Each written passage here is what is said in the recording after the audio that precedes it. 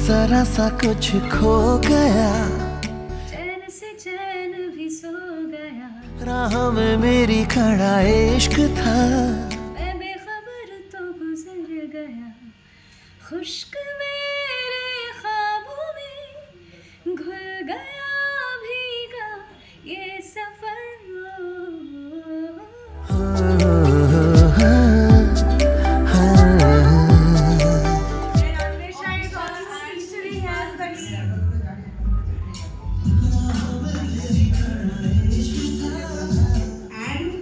আশা audio ইন্ডিয়ার এটা first physical launch.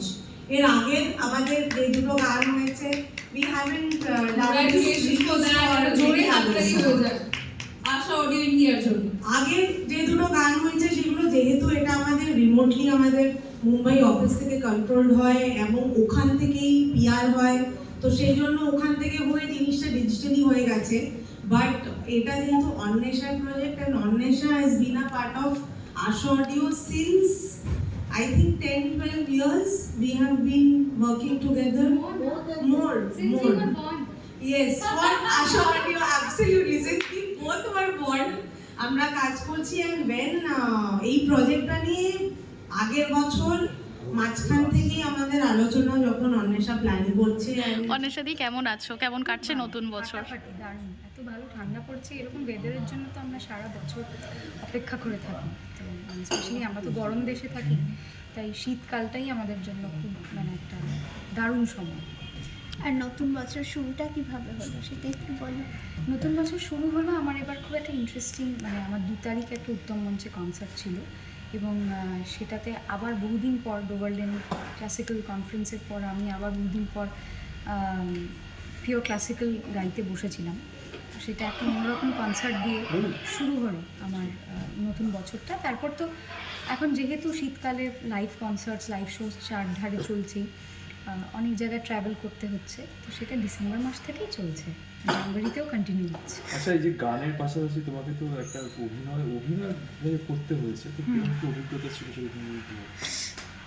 অভিনয় বলতে হ্যাঁ, সর্ট অফ অভিনয় ব্যাপারটা, জিনিসটাকে ইমোট করা, স্ক্রিনে ফুটিয়ে তোলা ক্যামেরার সামনে, সেটা অভিনয়ই বটে।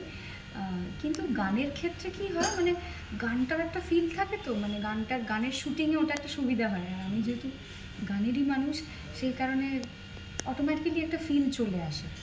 So it's not very difficult also, কারণ এখন আমরা বহু বছর ধরে তো ক্যামেরা ফেস করছি, তো ওই ব্যাপারটা এখন আর নেই খুব একটা, যে মানে কী হবে।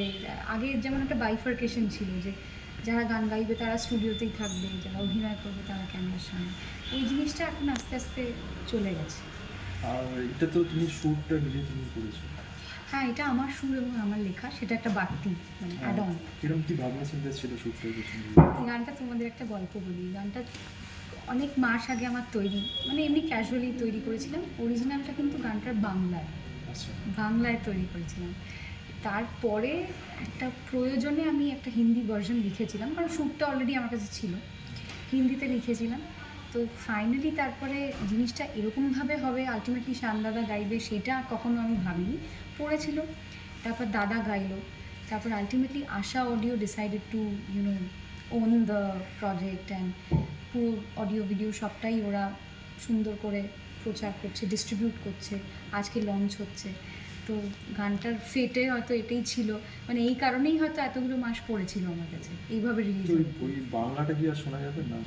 নিশ্চয়ই শোনা যাবে, নিশ্চয়ই। ওই ভার্সনটাও খুব তাড়াতাড়ি, ইনফ্যাক্ট আশা অডিও ইন্ডিয়াতে তোমরা হিন্দি ভার্সনটা আজ থেকে শুনতে পাবে, এবং আশা অডিওরই কন্টেন্ট এটা, তো আশা অডিওই বাংলা ভার্সনটা খুব তাড়াতাড়ি তোমাদের কাছে নিয়ে আসবে। আর শানদাকে ভাবার কি কারণ ছিল? এই গানটাতে অন্য কাউকে ভাবতে পারিনি, শান দাদার গলাটাই মাথায় এসছে, কারণ শান দাদার গলায় এবং গায়কিতে যে ফ্ল্যাম্বোয়েন্স বা যেই কী বলবো একটা এভারগ্রিন ইউথফুলনেস আছে, সেই জিনিসটা এত বছর ধরে শান দাদার গলায় সেটা পাল্টায়নি। মানে আমি যখন ছোট ছিলাম তখন গলাটা যেরকম শুনেছি, এখন আমি নিজের ক্যারিয়ারে দাদার সঙ্গে এত গান গেয়েছি, কাজ করছি, এখনও ওই ব্যাপারটা একই রকমভাবে দাদা ধরে রেখেছে এবং ভবিষ্যতেও আশা করি তাই থাকবে।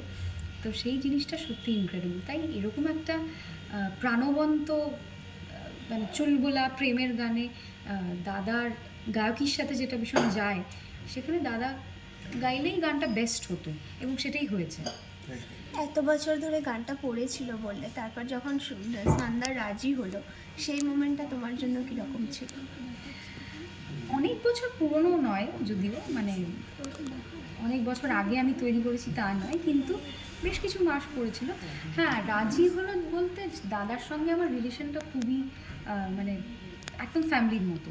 তাই দাদাকে যখন বললাম তখন দাদা খুব না ভাবনা চিন্তা করেই একদম হ্যাঁ চলো গাইবো, একদম চলো মজা করে আনন্দ করে।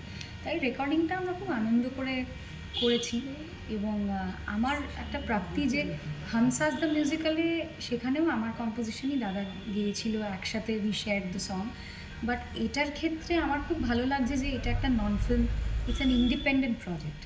সেখানে মৌলিক গানে দাদাকে আমি পেলাম এবং সেখানে দাদা আমার একটা কম্পোজিশন গাইলেন, which I think for me it's really nice. গানটা 2 লাইন গাইবো? হ্যাঁ, লঞ্চ করে দাও। লঞ্চ তো হবেই একদমই। जरा जरा सा कुछ खो गया, चैन से चैन भी सो गया, राह में मेरी खड़ा इश्क था, मैं बेखबर तो गुजर गया, खुश्क मेरे ख्वाबों में घुल गया भीगा ये सफर। এটুকুই থাক।